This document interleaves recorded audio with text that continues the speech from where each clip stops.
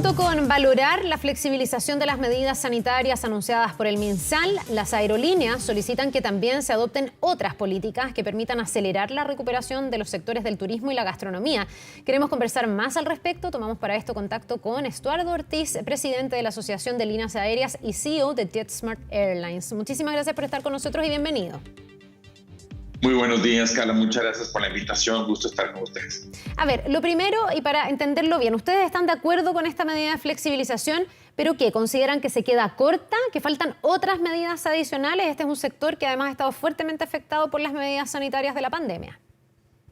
Bueno, este es exactamente el punto, creo yo, Carla, que nosotros como lo vemos como Asociación Chilena de Líneas Aéreas, es que esta es una oportunidad enorme para el país.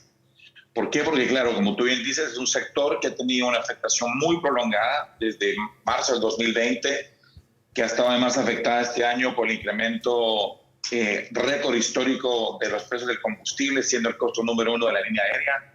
Entonces, todavía hay que entender dónde estamos. Y hoy en día donde estamos, en el caso de Chile, es que todavía el tráfico internacional regional está 40% por debajo de los niveles de la pandemia.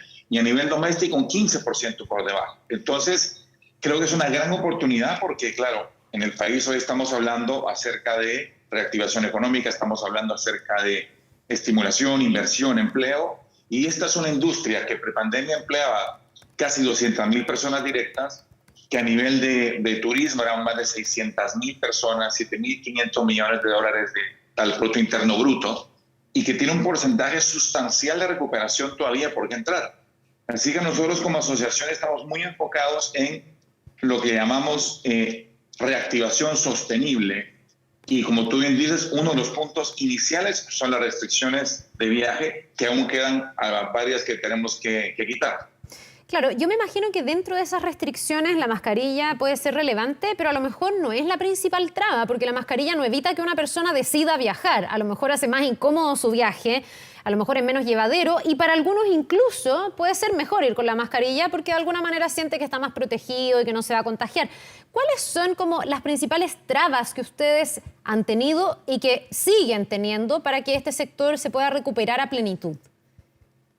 Mira, yo creo que el primer punto es muy simple para permitir que la aviación, el turismo recupere, es eliminar todas las restricciones. Una que en particularmente es compleja es mantener todavía el PCR al arribo a los aeropuertos internacionales, particularmente pues, el principal que es en Santiago. ¿Por qué?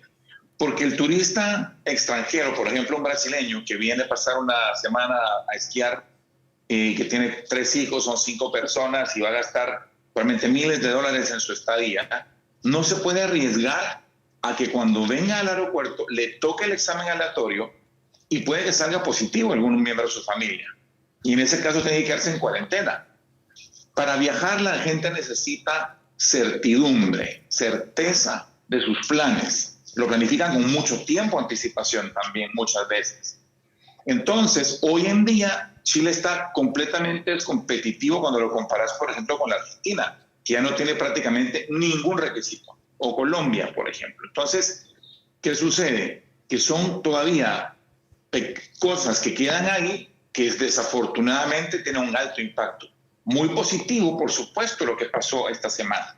Claro que si tú bien lo dices, mucho más cómodo la mascarilla, bien lo del pase de movilidad, hay que entender bien cómo se va a implementar, etcétera, pero ya no requerirlo. Así que esos pasos que se han dado en los últimos 30 lo valoramos muchísimo en la dirección correcta, pero no vamos a lograr ese 20-30% que significan millones de turistas, que significa empleo, que significa inversión, si no sacamos todas las restricciones. Que regresemos donde estábamos antes. Claro, lo que pasa es que también hay hartos expertos y también desde las autoridades de salud que han hablado de una progresión al momento de ir flexibilizando. O sea, esto está en estudio y a lo mejor partimos con esta flexibilización y se puede ir avanzando, me imagino, en esa dirección. Ahora, Me queda la duda, porque habían dicho las aerolíneas que iban a estudiar este tema y estas nuevas como medidas y flexibilización que parte el 1 de octubre. Me queda la duda de cómo va a operar esto sobre los aviones. Los aviones igual son un espacio chico, reducido, donde uno va cada día, y esto aprovecho de decir que es una queja de muchos pasajeros, cada día más apretado, con menos espacio. ¿Cómo va a operar? ¿Va a ser obligatoria la mascarilla? ¿Esto califica como transporte y ahí sí va a ser recomendable usarla? ¿Va a depender del pasajero? ¿Cómo va a funcionar en la práctica, digamos? Y no sé si todas las aerolíneas van a funcionar igual tampoco. Mira, es una buena pregunta. Sin duda, lo número uno es que nosotros hemos sido desde el día uno una industria extremadamente rápida y muy, muy cercana del manejo de la pandemia. No olvidemos que dentro de una aeronave, y Chile cuenta con una de las flotas más modernas del mundo, todas las aeronaves tienen filtros EPA. Es decir, 99.8% de toda bacteria, virus, incluidos todos los de las variaciones del COVID, quedan filtradas cada 2 minutos. El aire del avión que entra por las alas se cambia cada 3 minutos, 20 veces por hora. Es el mismo estándar de aire, de calidad y de limpieza que se usa en una sala de un quirófano para una operación en un hospital. Eso es un avión. Partamos ahí. Entonces, mucha gente no conoce esto. Es mucho más seguro que una oficina o que un restaurante o que un cine, muchísimo más. No han habido indicaciones de contagios a bordo. Entonces, creo que hay un tema de confianza, como tú bien dices, ¿verdad? O sea, lo que hemos visto en el resto del mundo, en la gran mayoría de países, ya no existe ese requerimiento de mascarilla como en Estados Unidos. Sin embargo, sí que se ha dejado una flexibilidad para que el pasajero que se sienta confortable de usarla, que la use, ¿sabes? Ya, pero no es una exigencia. O sea, desde el 1 de octubre yo puedo viajar sin mascarilla, nadie me va a decir nada, digamos. Exacto, entonces yo creo que ese tema es un paso muy positivo. De nuevo, la regulación recién salió, hay algunas preguntas todavía que es normal que pase de aquí a la implementación del 1 de octubre, pero el benchmark hoy, digamos, más usado es no mascarilla alrededor del mundo. Como te digo, sin embargo, yo creo que para darle confianza a las personas, como tú dices, que quizás prefieran usarla, pues no hay ningún problema si la quieren usar. Ya, ahora claro, también había un contrasentido en toda esta pandemia donde la gente se sube con mascarilla, pero los viajes más largos come arriba del avión sin la mascarilla. O sea, igual me imagino que ya ustedes han podido de alguna manera ir analizando si es que efectivamente se dan o no se dan los contagios, porque sí hay espacios arriba de los aviones donde no van las personas con mascarilla. Ahora, creo que, de todas maneras, durante la pandemia han tenido aviones con menos pasajeros y con más distancia tal vez que lo que tenían prepandemia. Hoy día se está recuperando, pero hubo momentos en que en los aviones iba poquita gente. Sí, mira, como te digo, 1 en 27 millones de casos es la estadística mundial de contagiarte entre un avión. Es decir, te puedes ganar la lotería de Chile 7 veces en tu vida, es más probable a que te contagies en una aeronave moderna como las que hoy en día operan en Chile. Claro, lo que pasa es que desde el punto de vista sanitario, usted me dice, esto equivale, y yo no tenía idea, me estoy sorprendiendo con estos datos que nos entrega, y qué bueno saber que se purifica tanto el aire y que se higieniza, etcétera. Usted me dice, esto se compara a un pabellón. El tema es que en un pabellón toda la gente está con mascarilla, porque igual ahí puede haber un contagio. Esos contagios que pueden ser además mucho más graves. ¿Cómo? Hay que ser coherentes y al final, yo creo que lo que tú dices es cierto, hay que estar contentos de que estamos en una etapa muy diferente, ¿verdad? Con un nivel de vacunación muy alto, con una tasa de positividad baja, con una tasa de mortalidad extremadamente baja. El mundo ya reconoce, la Organización Mundial de la Salud, incluso, ya estamos en una etapa diferente. Yo creo que lo importante para la aviación y, por tanto, para las restricciones gubernamentales es entender eso y dejar que la aviación vuelva a tener la oportunidad de traer a Chile brasileños, extranjeros, y que haya nuevamente un turismo receptivo que está muy, muy afectado y que afecta, bueno, a cientos de miles de pymes y personas. Eso le quería preguntar, ¿qué tan afectado está en este momento? Evidentemente hubo un punto, a lo mejor cuando la pandemia estaba en el tope, en que realmente las aerolíneas estuvieron en una situación muy compleja, tuvieron que reestructurar, tuvieron que muchas despedir gente, bajar los sueldos, hubo realmente un impacto sobre este sector de los más evidentes de la pandemia. La gente dejó de viajar, nos encerramos en nuestras casas, pero hoy día, donde se ha retomado cierta normalidad, donde con mascarilla, con pase de movilidad, igual la gente se volvió a entusiasmar con la idea de viajar. ¿A qué capacidad están en el fondo operando? ¿Cuánto queda por recuperar para llegar a un nivel pre-pandemia de decir, bueno, esta situación está más o menos normalizada? Mira, estamos definitivamente todavía afectados. ¿Sabes? Creo que es el primer punto claro. La gente vuela y dice, pero el avión está lleno. Sí, pero el tráfico internacional, regional, de Chile está 40% por debajo de lo que estaba prepandemia. Imagínate lo que es eso. Ya. Si hay un sector que tiene chance de recuperarse, si hay un sector que tiene chance de reactivarse, que tiene la oportunidad de proveer empleo, desarrollo, inversión, es la aviación. Porque lo lindo de la aviación, además, es que genera mucho. Genera el transporte terrestre, genera el hotel, genera el turismo, tiene un impacto enorme, que era casi el 2% del PIB nacional. Entonces, es realmente muy impactante y a nivel doméstico incluso está 15% por debajo. Y eso ya lo vemos, Carla, en un plató. No se ha movido. Y tiene que ver con lo que hablaba antes, con esta incertidumbre que todavía permanece en Chile de decir, si viajo me pueden dejar en cuarentena. Yo prefiero, en vez de ir a Chile de vacaciones, pues mejor me voy a Argentina. Estuardo, ya, entonces usted dice, perdón, que eso no obedece necesariamente al rezago, porque uno podría decir, lo que pasa es que fue tan profundo el impacto que obviamente no están normalizados porque tienen además que saldar hacia atrás, ¿no? Todo lo que se perdió.